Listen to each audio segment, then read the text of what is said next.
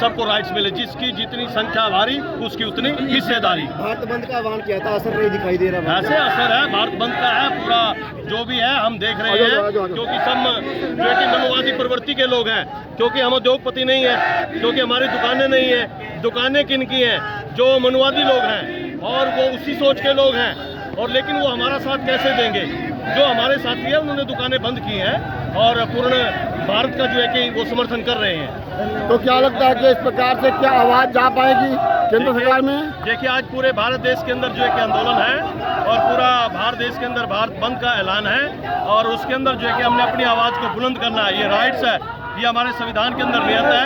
अगर कोई किसी के ऊपर कुठाराघात होता है तो अपनी आवाज़ को जो है कि वो बुलंद कर सकता है। आज किस प्रकार से कहाँ से लोग क्या ज्ञापन उसको दिया जाएगा? हम राष्ट्रपति के नाम ज्ञापन सौंपेंगे, क्योंकि सारे अधिकार राष्ट्रपति को हैं।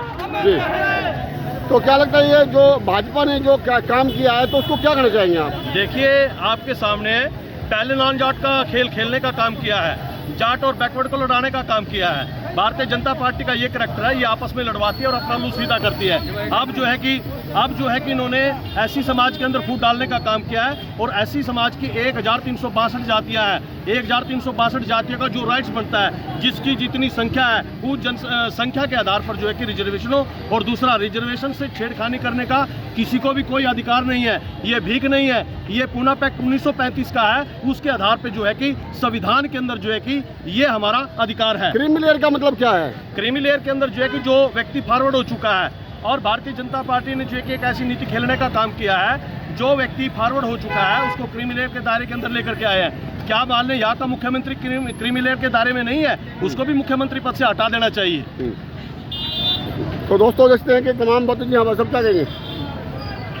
देखिए, ये बाबा साहब की जो 1935 में जो संविधान में लागू हुआ था, तो ये संविधान में बड़ी भारी संख्या में इस समय जो कि बस स्टैंड के नज़दीक पहुंच चुके हैं, और इस समय तमाम तस्वीरें हम आपको करनाल से दिखा रहे हैं कि इस समय भारत बंद का जो ऐलान किया था वो कहीं ना कहीं सामने आ रहा है। और आप लोग देखते हैं कि जो ये भाषा आप क्या कहेंगे?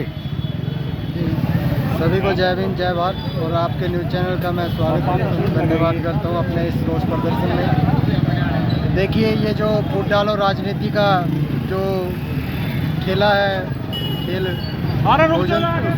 बीजेपी ने ये अंग्रेज़ों से सीख करके फूट डालो राज करना चाहती है।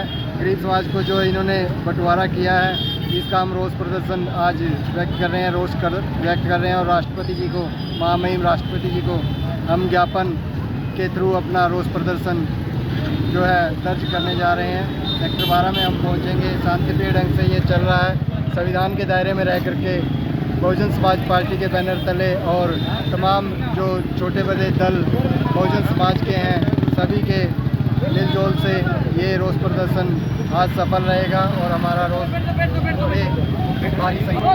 तो दोस्तों, देखते हैं कि इस समय बस स्टैंड के सामने जो कि यहाँ पर प्रदर्शन में आए तमाम लोग यहाँ पर नीचे बैठकर नजर आ रहे हैं। दोस्तों, देख सकते हैं कि समय तमाम तस्वीरें हम आपको दिखाना चाहेंगे कि इस समय भारत बंद का ऐलान करने की नज़र जरूर आ रहा है। और इस समय तमाम लोग यहाँ पर इस समय धरने पर, मतलब कि बस स्टैंड के सामने सड़कों पर बैठ चुके हैं, यानी कि सरकार तक अपनी आवाज़ पहुँचाना चाहते हैं। और समय यहाँ पर देखते हैं कि सभी के हाथों में जो कि नीला झंडा है, और हाथी और मायावती, बहन कुमारी मायावती, काशीराम और बाबा साहब का उन पर जो कि स्वरूप चित्र है। और इस समय तमाम लोग जो कि यहाँ पर उपस्थित हैं, और कुछ लोग बैठ गए हैं और इस समय सड़कों पर, और आप लोग देखते हैं कि और साथ में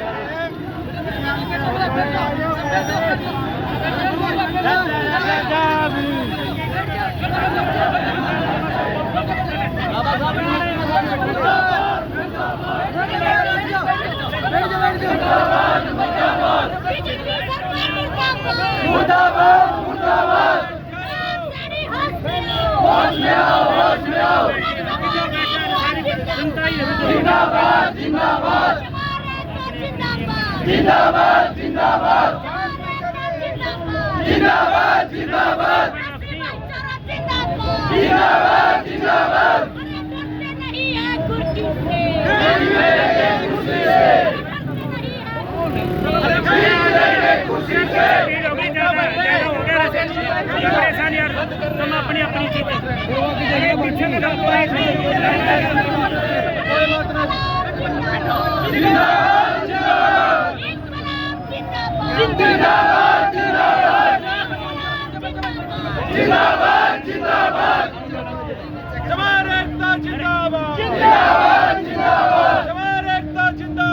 जिंदाबाद जिंदाबाद भाईचारा जिंदाबाद जिंदाबाद जिंदाबाद। चलो साथियों चलो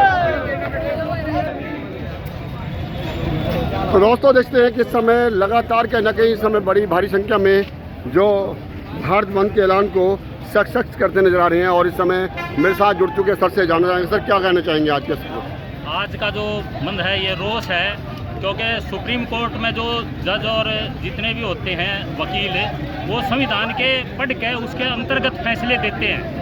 और ये सबसे बड़ी इतिहास के अंदर एक विडंबना है कि संविधान के विपरीत जो है वो संविधान के पढ़ने वाले जो है सुप्रीम कोर्ट के जजों ने गलत फैसला दिया है।